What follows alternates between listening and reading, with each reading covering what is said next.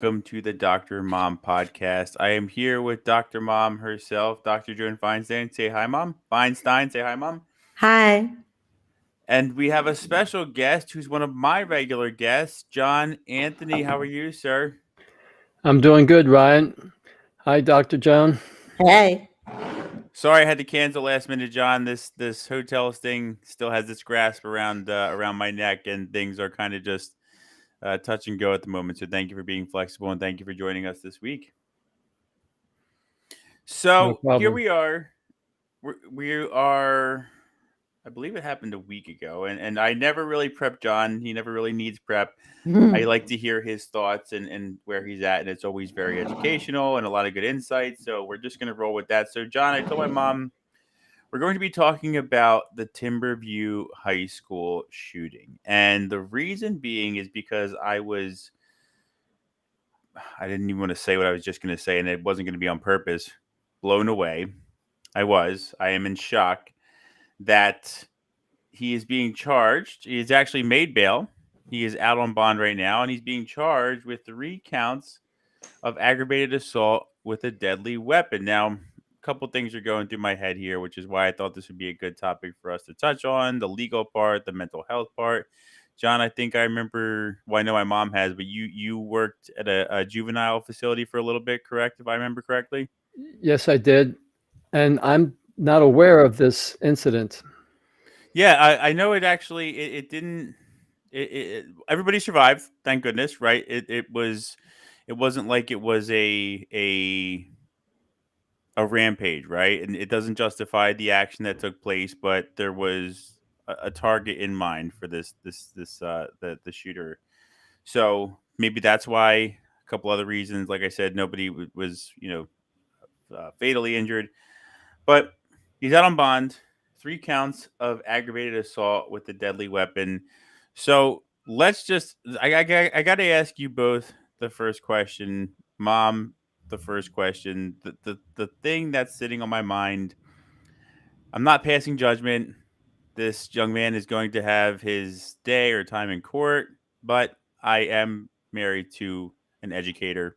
It is a scary time. Things I always think about, the day I hope never comes, school shooting, an attack against her or her peers, something of that nature. Things that we have all lived through, unfortunately, numerous times at this point in our lives and society. So, Mom, you said it yourself. We were talking before we started here. Whenever we hear about people like Nicholas Cruz and the two kids who were, I can't remember their names. Was it Dylan at the Columbine? Dylan and Eric? Dylan Klebold, Eric Harris. Right. And whenever we go back, it's always they were bullied, right? They were bullied. There was a plan. They were driven to this action. With Timothy, that's what we're hearing now. He was bullied, which is often the case. So, Mom, big question. Going to take us right into the show. Are we setting a dangerous precedent when we just charge somebody with aggravated assault with a deadly weapon after Columbine, after what took place in Florida with Nicholas Cruz? I can't remember the high school. I do apologize. But are we setting a dangerous precedent when we do something like this? 3 counts of aggravated assault, no attempted murder or anything of that sort. Well, the law is the law, and they're going to distinguish this case because he didn't come with a plan. It wasn't premeditated. Right. But I think, and I'll talk a little bit more about how this case is distinguishable or situation. But I think they're all dangerous precedents. I want to hear what John says. They're all dangerous precedents because everybody is riled up. Yay, mental health, go mental health. We're going to make Right. changes. And then nothing's implemented.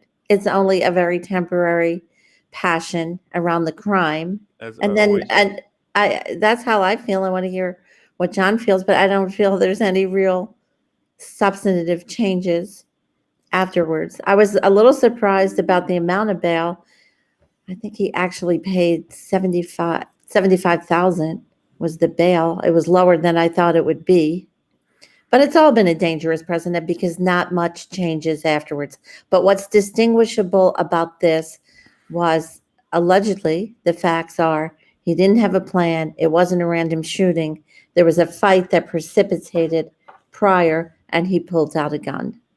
So that's going to be what his defense attorney is going to say is different than Columbine, is different than the shootings that in Florida. Let me say this real quick before we go any further. That's fair, right? That's how the laws read. That's how these charges read. He didn't go home and take his dad's gun. He didn't write in a notebook. It wasn't planned for weeks. It was in the heat of a moment following an altercation, right? And that's how the law reads, right? Right. That's what I said. The law is the law, and they'll get him an we call it ag assault because he had a weapon. I believe that he found the weapon. He didn't steal it. He didn't take it. I don't know what the heck a weapon was doing out somewhere near the school. He found it and took it because he didn't feel safe. Right. Now, I think another thing, again, I want to hear what John says, that one of the victims, who the shooter says was one of the worst of the bulliers, his grandmom of one of the victims watched it and said, "Oh, I never knew my grandson had that anger. This is shocking," because she saw a video of the victim, her grandson, who, again, they're alleging was a bullier. She said, "I've never seen this. Is it possible to get to that level of anger that this kid was such a bullier and nobody ever saw it?" And that's what I mean about it's all bad precedents. I don't know of one school district that implemented classes that has, how to identify bullying, to have parents involved, that have centers for what John does, centers for kids feeling angry. I don't know of any substantive changes. So I say it's all been bad. That's my take. Cool. Now, John, I like you said just a few moments ago, you're not too up to speed with that case, and we're not going to jump too into the Zero timeline speed. and all. I had heard nothing about it. So zero speed. John's just learning about it now. But the rundown, to summarize, we haven't left anything out. It was an altercation. This young man was apparently bullied for quite some time. Takes action on the day of with a weapon. Like I said, it's not a rampage. It's not aiming at random people, random peers. There were targets, and he took action, and it was the result of an altercation in the same day within a certain span. So we're not going home. We're not thinking about it. We're not writing it in a notebook. We're not leaving a paper trail. It's just all in the heat of the moment, which we believe, like my mom said, has led to these charges as opposed to attempted murder or anything of that nature. So I know my mom has a few questions for you, and where you think about. And one thing I know that you've said on a podcast you and I have done before is that we do a very good job preparing our youth for college, for vocational school, to grow into adults. But we, for centuries, as long as we can remember, right, have missed the mark on the emotional education for our youth. So what are your thoughts on what's going on and what you've heard so far? Well, I agree with that. What you just said about we don't promote or teach people how to deal with their emotions. And, the problem is that when you wait to the last minute to do something, you are out of choices. There's no choices. And I guess this occurred in New Jersey, you said? It was in Texas, actually. Yeah. On Texas. Well, in Bucks County, there are a lot of programs on bullying. The Peace Center does a lot of proactive, and they have Girls Unlimited that they go in and work with the young girls. And they're doing a lot of work to try to head these things off. And,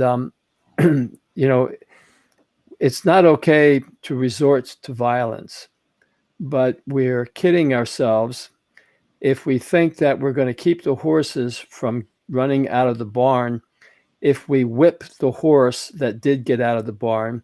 Like the other horses are going to say, "Oh, I'm not going to do that, then I'm not going to go out of the barn," because these decisions aren't made on a logical level. They're made on an emotional level. And the emotion that people have is fear.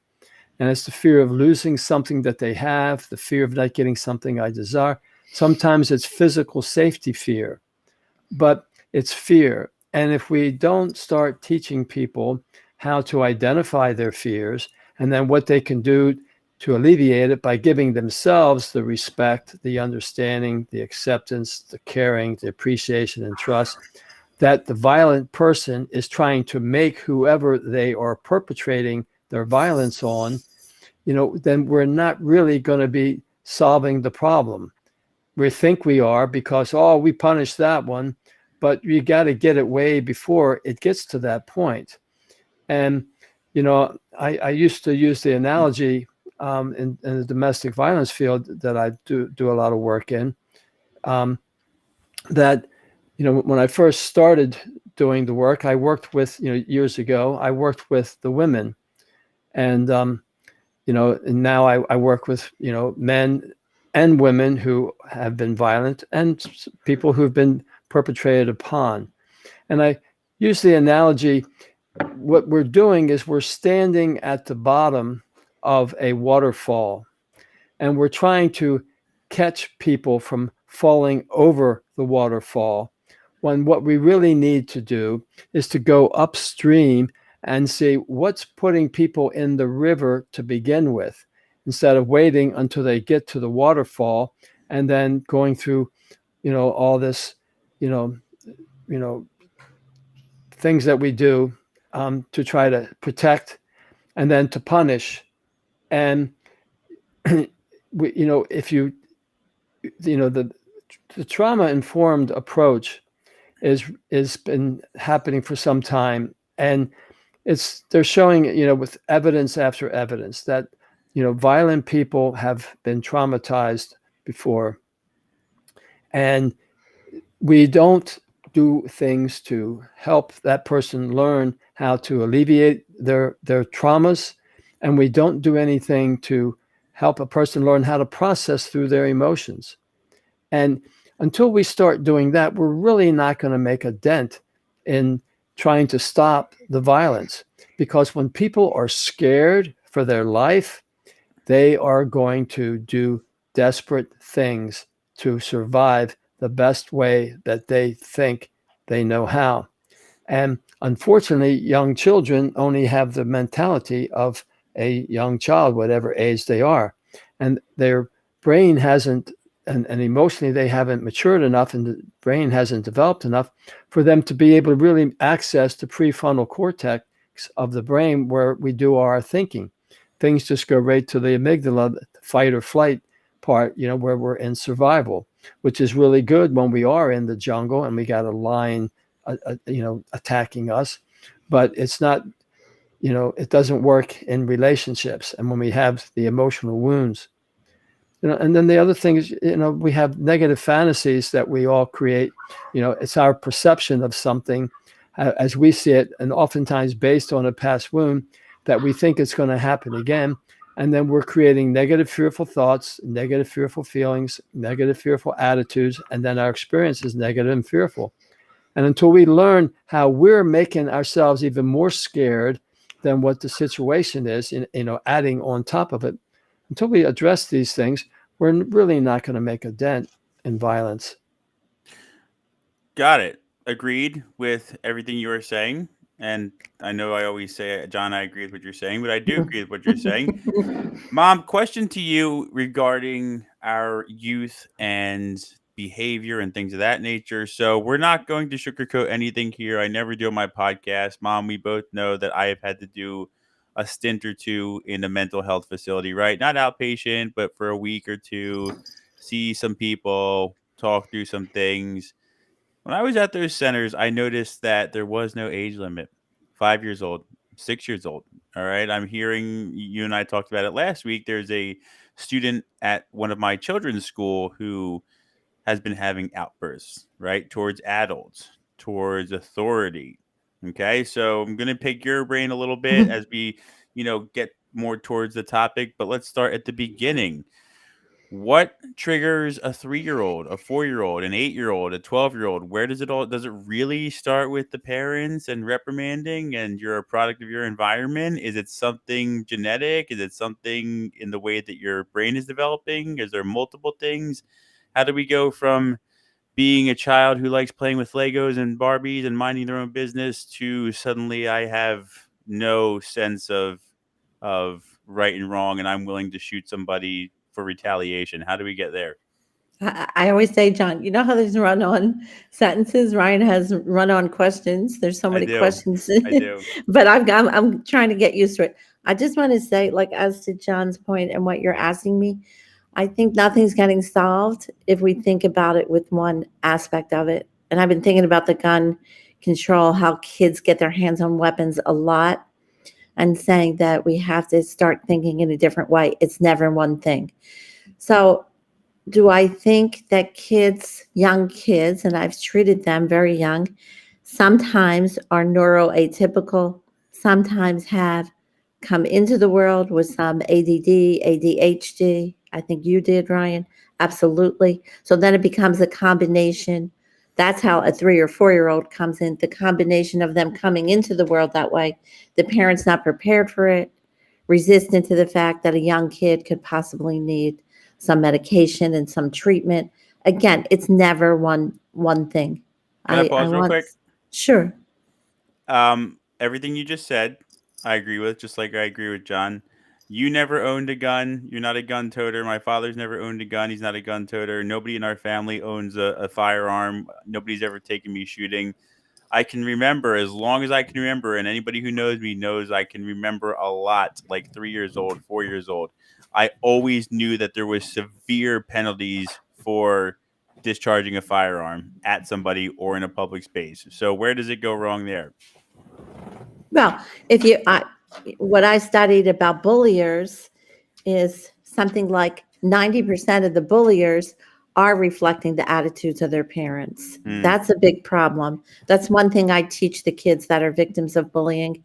You know, this is intergenerational. They're following some values that they heard from the parents. So that is a problem. I'm sure that some of it's gone wrong because they have some of the attitudes of the parents about guns. But in preparation, I can't wait to hear what you both say about this. In preparation for this podcast, I started reading. I'm a prolific reader. And there was this great idea that I can't believe no one's thought of.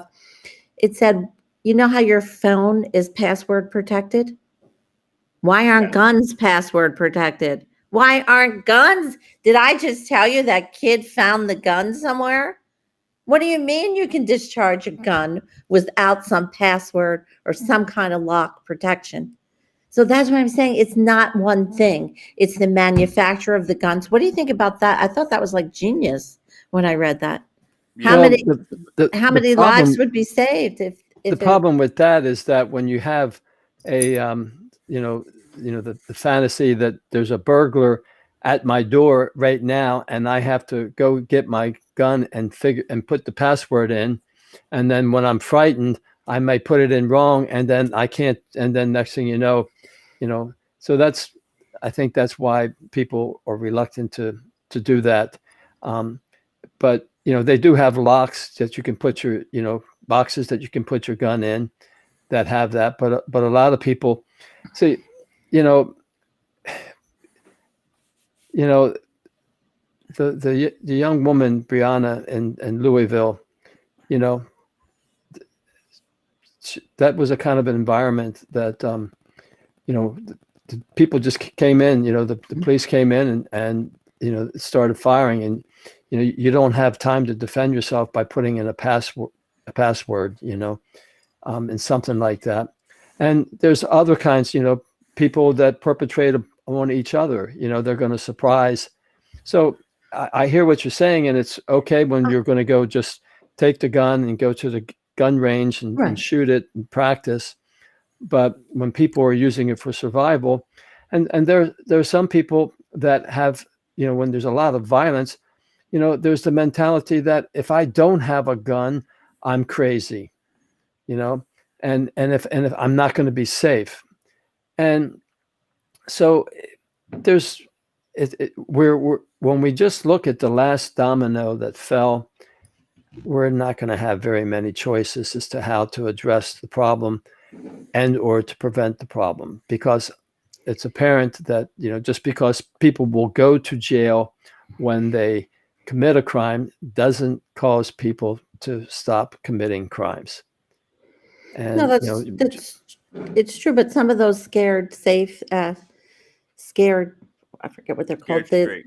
scared straight programs have had some good impact. But, my point about the gun was I don't know if there are, maybe people will let us know, coalitions, d- maybe the manufacturers of the gun, people who design them, everybody teaming up and getting rid of the idea that it's one thing. Because sometimes the argument becomes the NRA, right? That this Second Rights Amendment, it's too linear. There's multiple factors that have to be addressed. It's never going to be one thing. And I'm discouraged that I don't see more of that mentality and things set up in that kind of way. Multidisciplinary. This is a huge problem. We've become kind of insensitive to it. We see that it takes second place on the news now when it's a school shooting.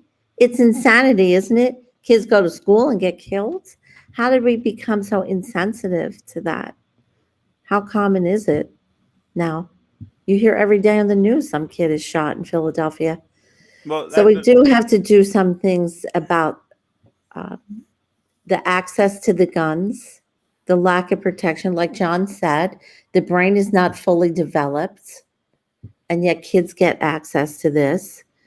I don't know where people were in the school that he got the gun in. I don't really understand that. so Why there can't be a better system to detect the guns in the first place.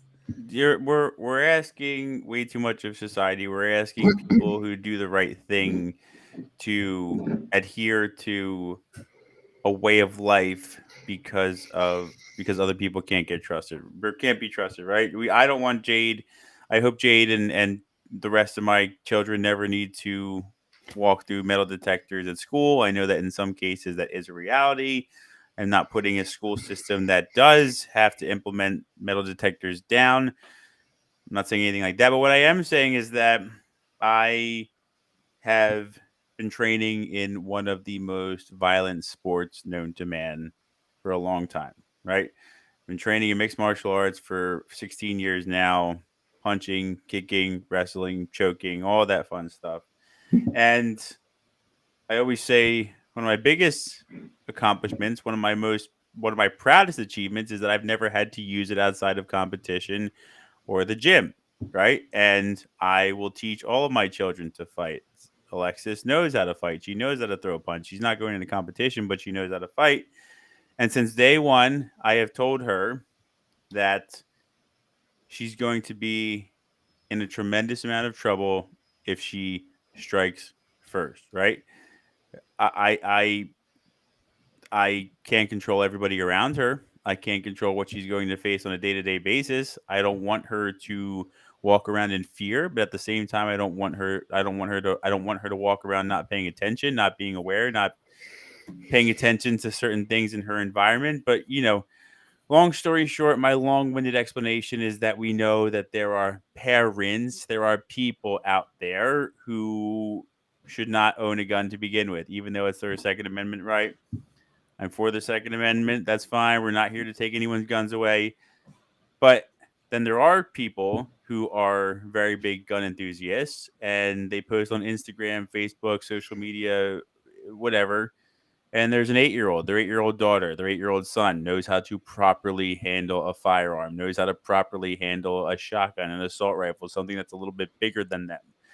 But I would imagine that a ton of training and explanations and a lot of do this, don't do that, don't do that, don't do that was embedded into their training, if that makes sense.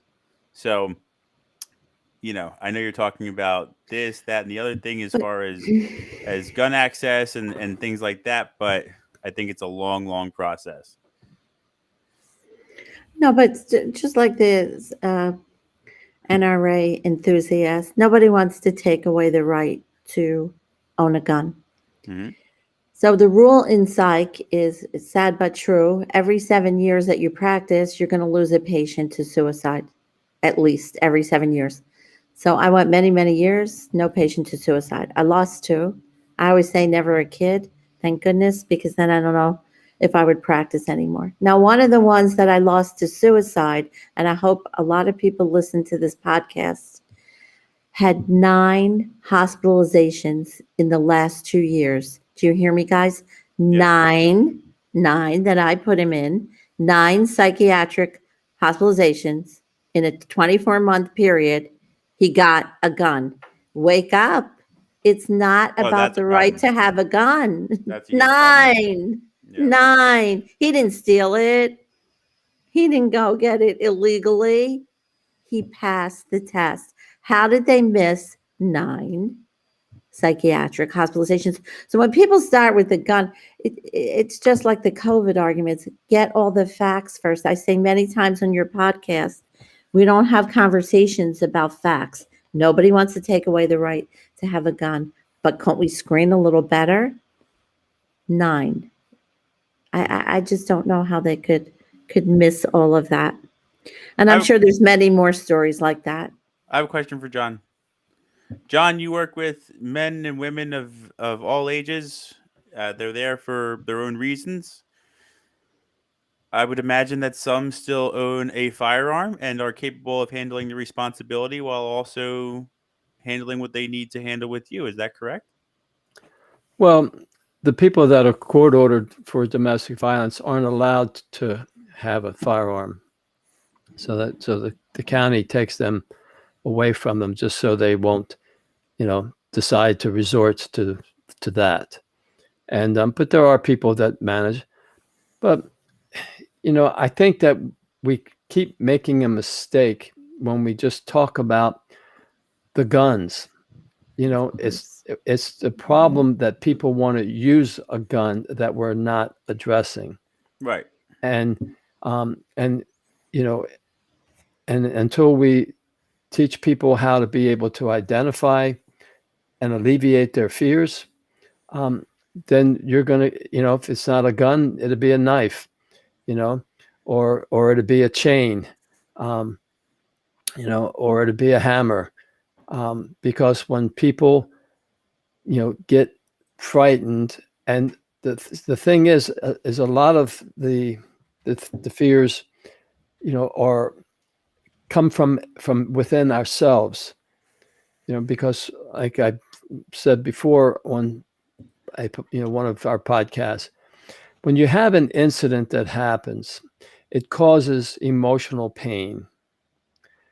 What is added to that is what I think the person who perpetrated on me is thinking. That causes me pain. And then what I think other people are thinking about me because that happened, that causes me pain. And then there's what I think about myself that this happened, that causes me pain. So you have all these other things, these 3 other things that are causing me emotional pain that are all coming from me. And the pain that we cause is fear.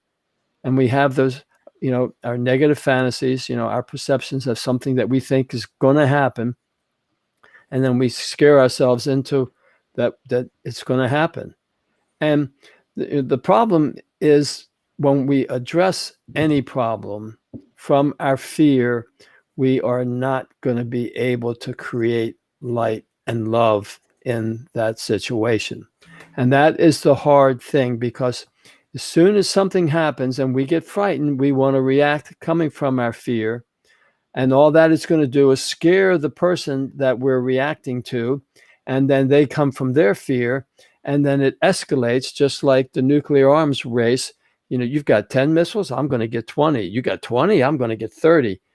And because we're coming from our fear, and we don't learn the discipline of approaching problems coming from the love of what we want. We keep coming from the fear of what we don't want. We keep creating the very things we don't want. And we think it's just because I didn't get angry enough, or because I didn't get controlling enough, or because I didn't enact enough laws. The problem is that we're coming from our fear, and we're not going to, fear is like darkness, and, love is light. And I don't care how many units of darkness you put together, you're not going to create light from that. And it's the same thing with the fear. And until we start to recognize that and address it, but we have a society that where some people are afraid to admit they're afraid, and we do this to young boys, and then they grow up into being young men and old men who are afraid to say the word fear. And there are women that are afraid of that too. It's not just a monopoly that the men have. Right. You want to say something? Yeah, I was gonna say I want to say something that has stuck with me since I heard him say it, and I think it's one of the truest things in the world. And I was actually kind of, I don't know if relieved is the word, but so anyway, Joe Rogan was talking on one of his podcasts, and I forget what they were talking about, but he said, if you lose in a fight, fist fight, argument, somebody cut you off in traffic in a big, nice, shiny car, you're with your wife, and he tells you you're driving a piece of junk, flips you off, fuck you, this, that, excuse me, and he takes off. The point Joe Rogan ultimately makes is he's like, people remember that. People think about that. He's like, people remember the time they lost a fight in front of people. People remember the time they lost an argument at a pinnacle moment in front of a lot of people. People remember the time that really good looking gentleman in a big expensive car got away with what he was saying while I was sitting there with my wife, right? They're using examples here, but people think about it. They hold on to it. And I'm guilty of it in some cases. I know a lot of people listening probably are, but there's the fear right there, right? The fear ultimately, let's use the car as an example. I'm not really afraid or upset that this guy told me off in front of my wife, right? I should be confident enough to know that my wife is with me, she loves me, and I'm happy where I am, and I'm doing the best I can to support my family, right? But if I let myself slide into that fear, what I'm thinking is, does Monica want to be with a guy like that? Did he get the best of me? Did what he did turn her on in some way? Like he has a lot of money, he's good looking, he has that car. That's what I'm thinking about, right? I'm not mad that somebody told me off and drove off, but I'm thinking about the fear part of it, if that makes sense. And those are your negative fantasies that are scaring you even more than the incident did. Because now you're going down that, what if this happens? What if this happens? And all of them are scary situations that you're imagining. And then we get so scared that we just want to fight, because we feel like we're in that corner. See, the thing is, if that guy does that, and then I react to him, I'm going to need surgery to take the hook, line, and sinker out of my mouth because I just swallowed what he threw at me, and I gave my power away to somebody that I never met before, and I'll probably and if I don't, react to him, I'll never see him again. See, but the thing is, what we're afraid of losing a lot of times is other people's respect, other people's understanding, their acceptance, their caring, their appreciation, and their trust. And sometimes we're going to lose that from other people. Mm-hmm. But what we don't see is at that very same time, we're not giving ourselves the respect that we need. We're not giving ourselves the understanding, the acceptance, the caring, appreciation, and trust. We're not giving any of that to me, so my light's not on.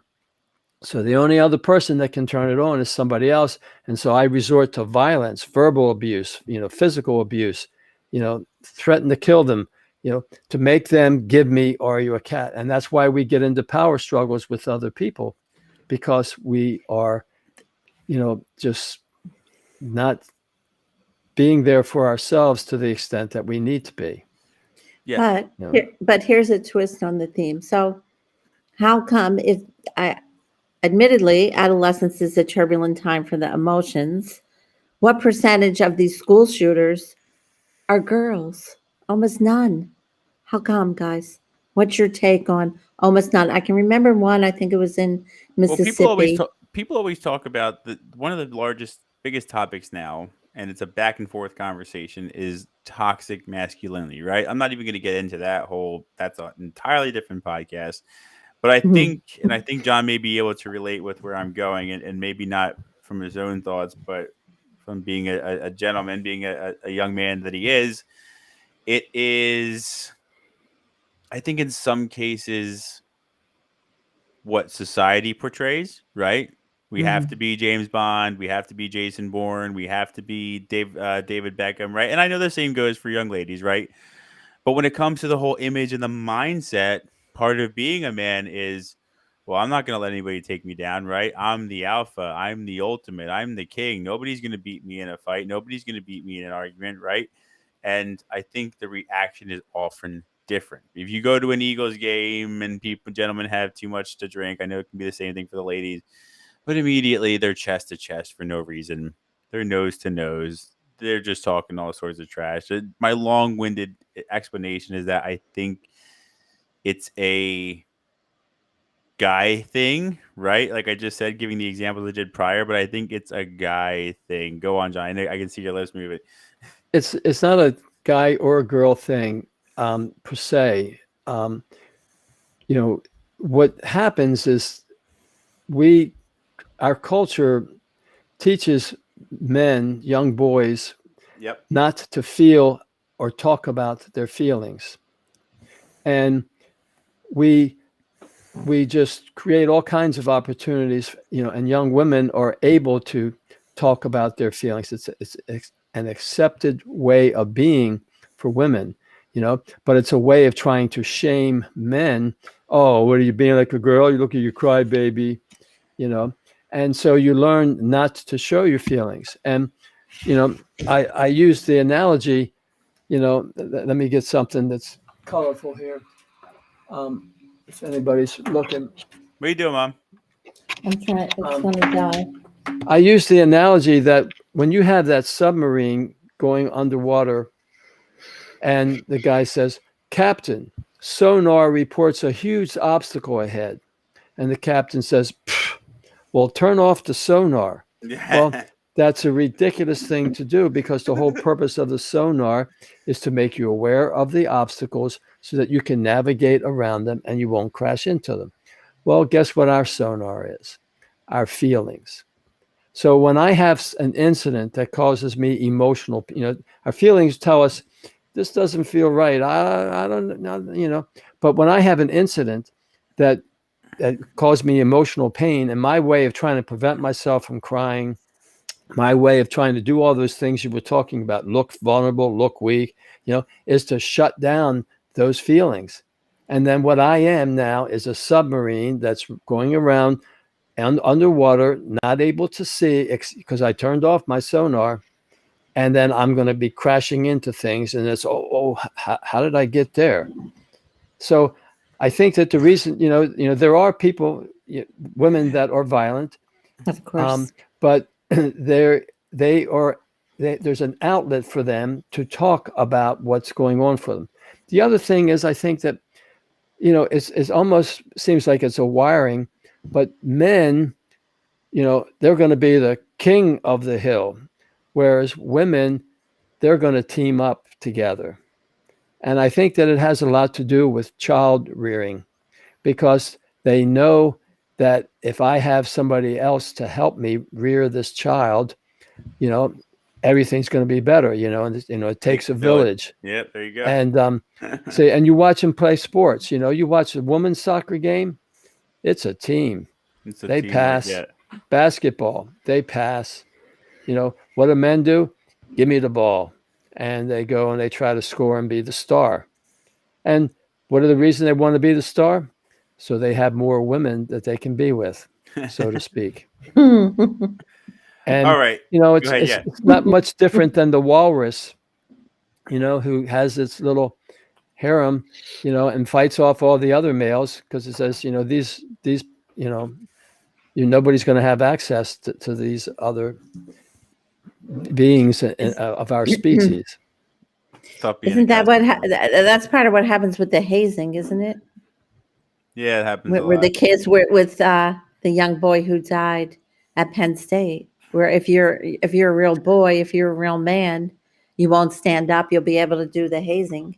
So there's a lot of places where it becomes toxic. The definition of masculinity, Toxic right? masculinity. I Oh agree. yeah, because I think the hazings is kind of the same thing premise as some of the bullying things. You got to take it like a man, and then the kids end up dead. That's true too. Which we don't see that. I don't think. Can you remember in sororities? I don't think we see that same phenomena, right? I don't well, remember anything like the Penn State case no, with I think young it's Well, different. college female students. But women are also you know, smarter in this way they want. let me bring a little. My Baltimore Ravens played on Monday. Monday night Good game, by the football, way. and they were, they had just tied the game at the very end, and the Colts were moving down the field, and one of the Colt players took the helmet of Tavon Young and just shoved it into the ground as he was getting up. And Tavon Young, because he's got that mentality that you're just talking about, you're disrespecting me. And he got up and he pushed it was a tight end, I think Doyle, pushed him up. And the guy, of course, easily fell over because it was like, I got a penalty here. And they got a 15-yard roughing the passer, unnecessary roughness penalty that got them closer, and they almost, if the kicked the field goal to win the game in the last seconds. But in football, you see it all the time. It's the second person or the last person that reacts in the violent way that ends up getting punished. Mm. Well, it sounds like it's the same thing with this young man in Timberline. He had already been bullied, and we didn't do anything to address that bullying. And he just finally took it into his own hands. And it's not okay to do that. I'm not condoning it, but I can, he didn't know what else to do because he was so scared. Mm-hmm. Yeah. So we're going to read Marla's comment, and I'm going to take the wheel here for the last 8 or so minutes and guide us through. So first, do you think that schools should be teaching how to communicate and deal with emotions in a healthy way? Should we have a subject added to the curriculum in addition to math science to teach coping skills, communication, healthy conflict resolution? Let me just speak on behalf of people I know who are professionals. Some of them might be here, some of them may not I'll just say be. yes. So the answer is yes, but I'm going to say, speaking on behalf of some people I know who work who work with youth, we'll put it that way. I think there's this perception that it's all our educators have it all figured out. Their system is a perfect, well-oiled machine. I think the reality, or I know the reality, is that we will hit roadblocks within the school system, whether it be the guidance counselor, whether it be the principal. Nobody teaches the same way. The personalities are different. Okay. I think it can be tough to, you'll hit a roadblock there, if that makes sense. Does that make sense? Am I making sense? You want the guidance What do you counselor to mean be the involved. robot? Sometimes people are in their position and perhaps they don't take it as seriously as they need to, as they are paid to do, if that makes sense. A guidance counselor here's a fine example. So I had to pick Alexis up from school the other day. She wasn't feeling well. Let me start off by saying I didn't do anything about it. It's not that big of a deal. Alexis told me that the nurse said, "Well, you look fine. Why'd your stomach hurt?" Started interrogating her, right? And immediately thinking about it, I'm thinking, well, I got to call the school. I got to call the guidance counselor. This is not how a nurse should be addressing a student. I didn't do all that, right? Okay, it's done. It's over with. We're moving on, right?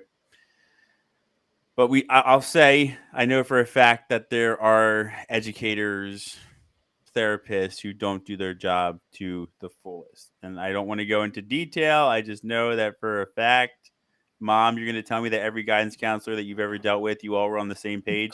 No, never. Tell you Exactly. that. So Of that's what course I'm not. trying to say, is that you want the best for the student, But the guidance counselor either doesn't take their job seriously, doesn't want to be involved, or just says, I have 300 kids to handle. I can't talk to this therapist about 2 hours about this one kid. Does that sound right? Sometimes, absolutely. Right? They're Well, just blowing you off. They're just going to keep going. Go ahead, John. I got a new signal. I think that what it really comes down, I don't think, I wouldn't be so quick to judge that they're not wanting to do their job right. I think that what happens, there are some people that don't, but it comes down, in my opinion, coming from my fear that I'm getting swindled, fear that this person's making things up, because we have past wounds that we don't heal. And then we expect somebody, it's last kid that came here wasn't even sick. And so then now, you might be just like those other kids. So we do things where we react instead of responding, and we're reacting from our fear, and we don't respond coming from the love of what we want. And I think that, and sometimes, the reason why people do that is because they're shutting down to their emotions, because they're not capable of processing through the pain.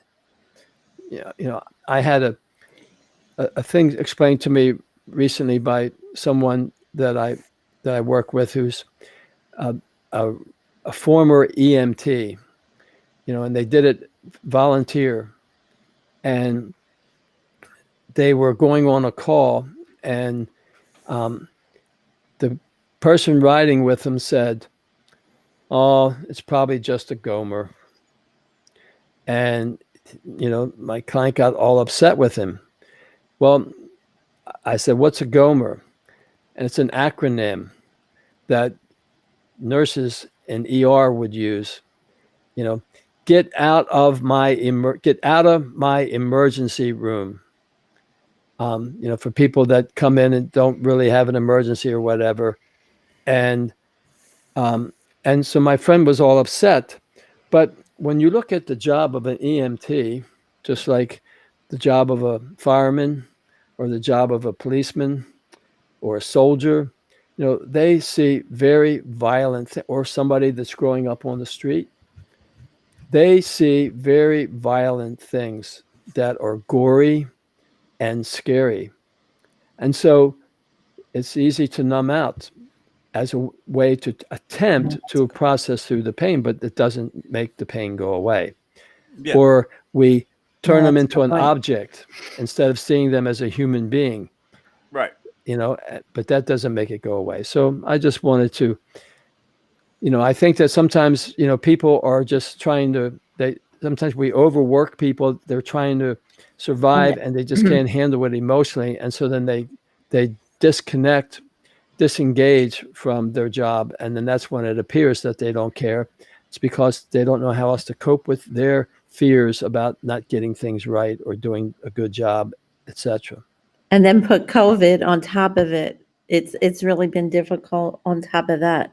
I think because the teachers and school personnel like, as to John's point, have a lot of fear about themselves and their health. But I just want to say one thing about the bully kids, as to John's point about the past wounds. If you look at all the research on the statistics of the bulliers, and I always tell these facts to kids that are victims, the bulliers aren't the academically talented. They're often not the athletic talented. Where are they, guys, in their life? Not feeling good about much except what? Bullying.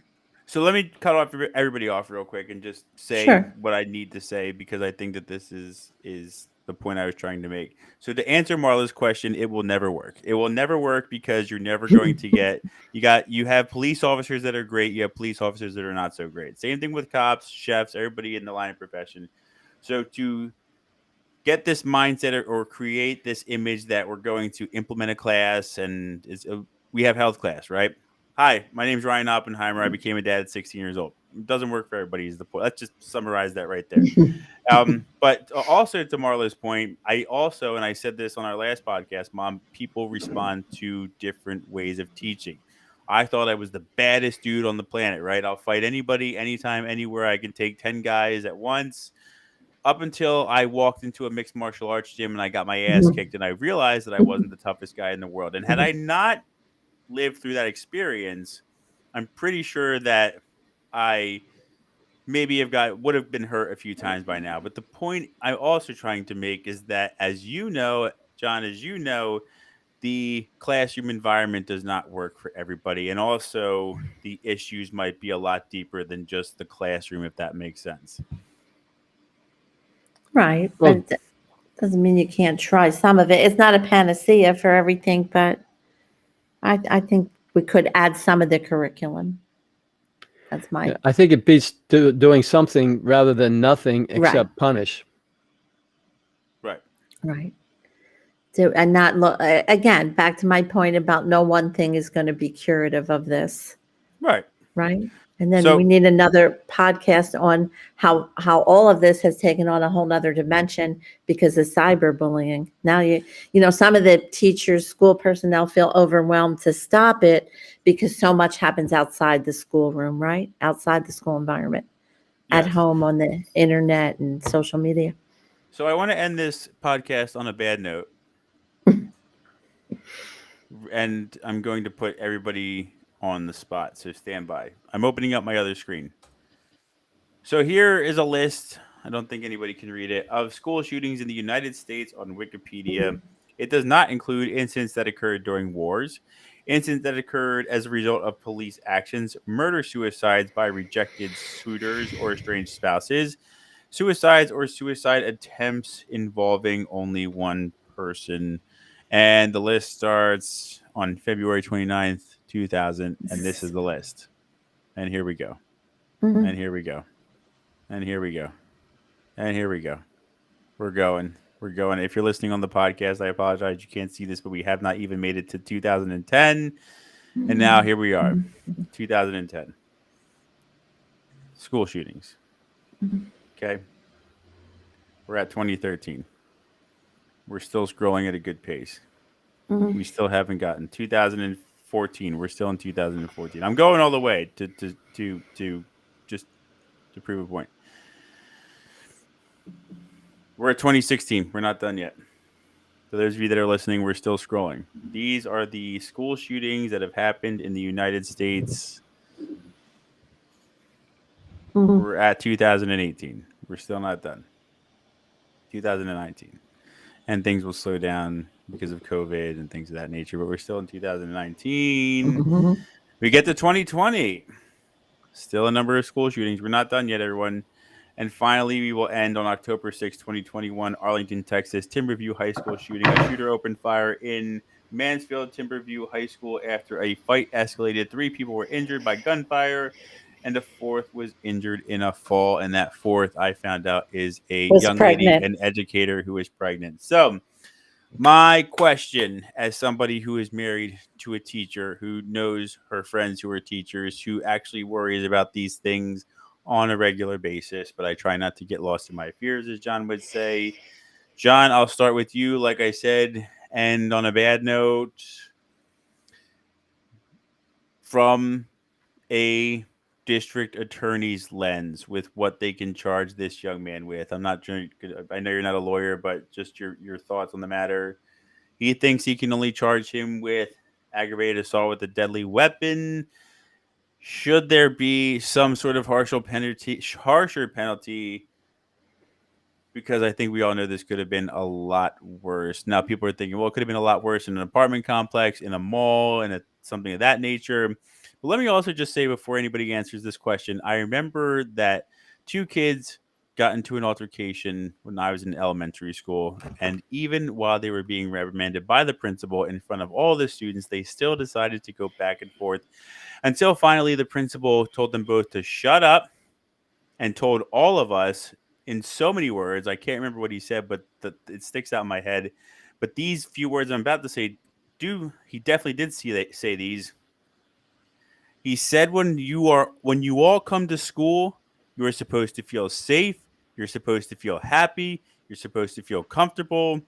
He said that's how everybody is supposed to feel when they come to school. So, should there be some more severe charges for this young man who's just been involved in this school shooting? Does it set a dangerous precedent? What are your thoughts? The law aside, if that makes sense. You asking me first? Yeah. I think we make a huge mistake. I think we make a huge mistake when all we do is address the effect. You have to go to the cause. And if we're not finding the causes, we're just going to be chasing ourselves like a dog chasing its tail, by just dealing with the effects. And so, when you didn't catch it before you could address the cause, sometimes we have to deal with the effect, and sometimes people do things that they have to be punished for, or, so far in society, we think, that they should, but we're too quick to punish. It's like this EMT that I was telling you about was pointing out to me, it doesn't take any time to get angry. It can take hours to create understanding.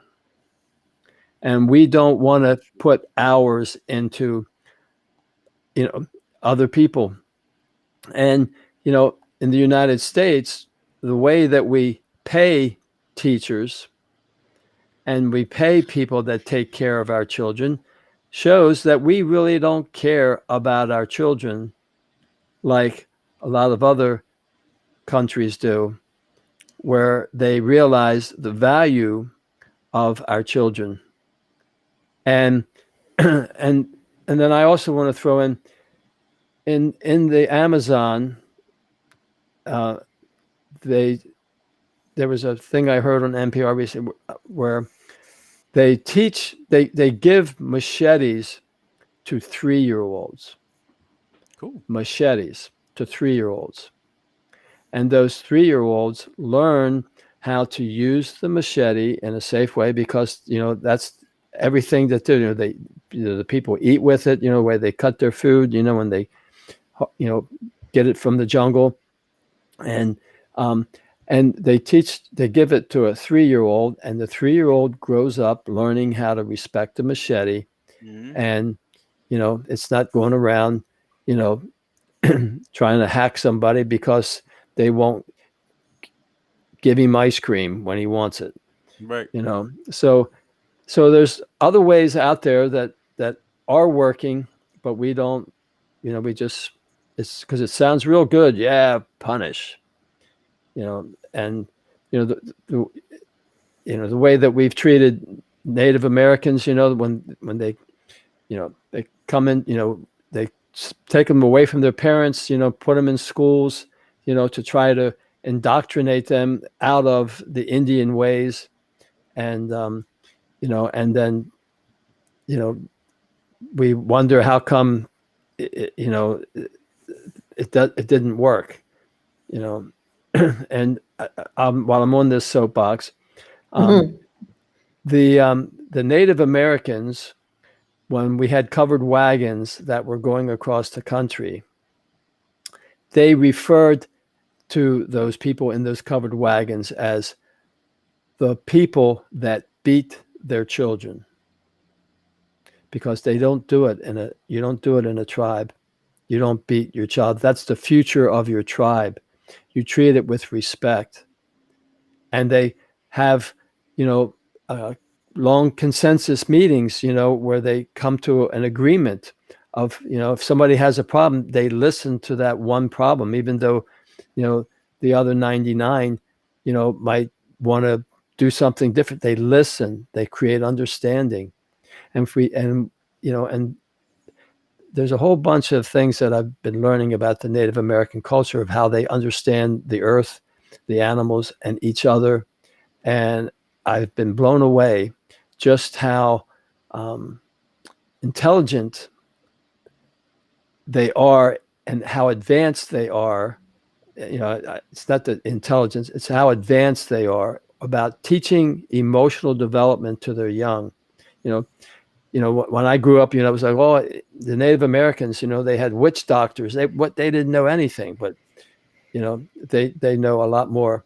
And that might be an interesting podcast. If you want some time, I can set you up. We can invite this person who is my only knowledge of who's most informed about Native Americans, because he studied it. And it's a real fascinating thing when you bring in some things. So anyway, I took it off on another tangent. So that's okay. That's a good idea.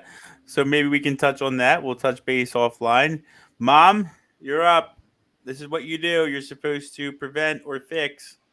What's your view on the charges? Your daughter-in-law is a teacher. Everybody's going to be like, God, he keeps saying his wife's a teacher.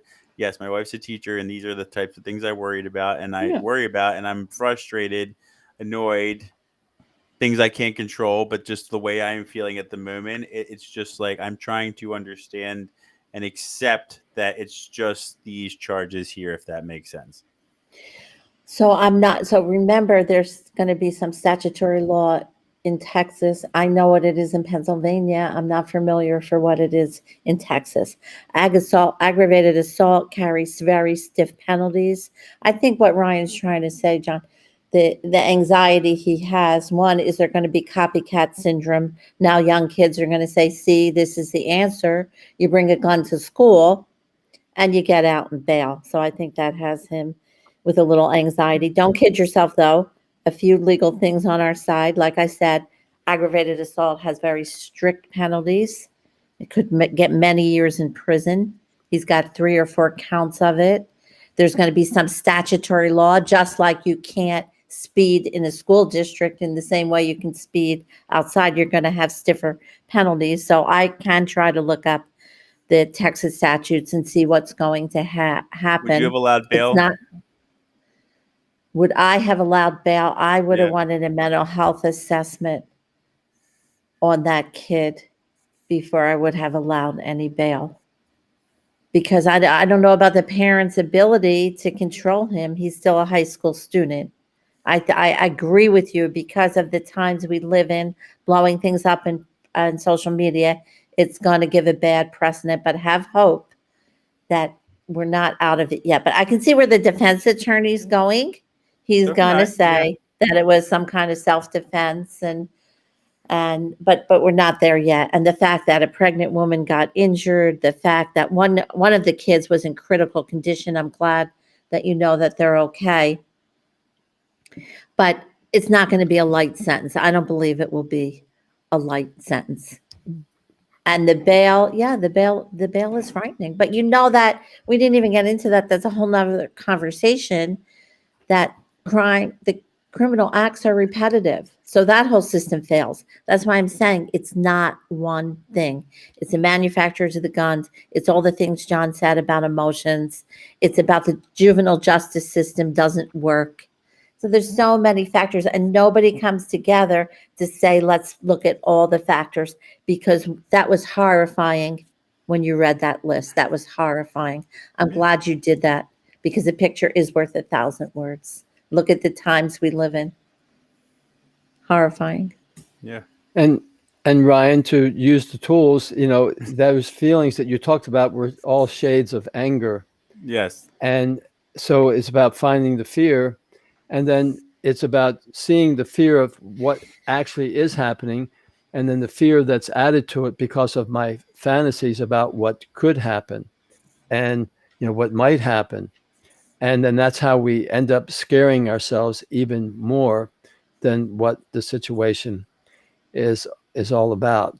And Sure. Let me throw open another can of worms here. But was this? I don't know anything about this incident, but was this person white? No. The perpetrator was not. No. Okay. Because I was thinking of white privilege. Which is another thing that our society needs to deal with. How we treat different races, people of color, different nationalities, different religions, But the No, way we it's treat everybody is because of the fears we have because we don't know them.